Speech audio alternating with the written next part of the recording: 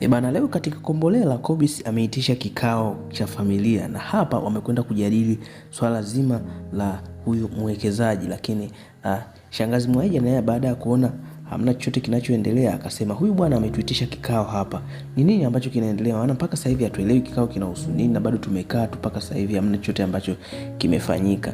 Lakini Mwadawa akamjibu ya kwamba wewe hauhusiki kwa chochote kwa sababu wewe upo tu hapa, ila hamna chochote ambacho unahusika nacho.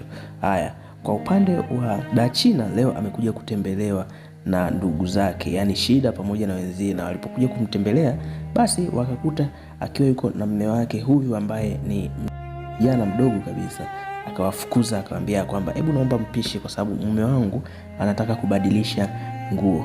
Huku upande wa binti Msumi na yeye kuna kitu ameshakisababisha kibaya. Amempa Mwamini dawa ya kutoa ujauzito, na hapa Mwamini anatokwa na damu nyingi sana, lakini pia anasikia maumivu makali, huku akiwa anapiga kelele, anasema kwamba ninakufa.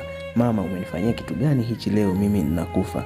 Jambo hilo hata yeye mwenyewe alianza kuogopa nini ambacho kinaenda kutokea. Lakini kwa upande wa Chiku leo ameenda kugundua kitu kimoja kizito sana ambacho yeye mwenyewe alikuwa hakifahamu, ambapo Taia mwanae ambaye amelogwa na binti Msumi mpaka sasa hivi haoni, basi amefunguka mengi sana. Amesema ya kwamba kilichosababisha haya yote ni kwamba niliona mkoba wa kichawi chumbani kwa binti Msumi. Kitu kile kiliwashtua sana Chiku pamoja na Amadi. Huku upande wa Mwadawa na yeye ameshamtamani Chani, huyu ambaye ndo amekuja kama mwekezaji katika familia hii ya Mzee Kikala. Basi alimuuliza kitu leo, akamwambia hivi, nataka kujua kwanza Chani ameoa au yuko single, na naomba ajibu mwenyewe, huku akiwa anaongea kwa mahaba kabisa. Lakini kwa upande wa Taia, baada ya kutoa siri ile, kuna vitu vinaendelea kuripuka kwake. Sasa hapa kuna kingine ambacho kimetokea, ni kama vile anaumwa sana na kichwa.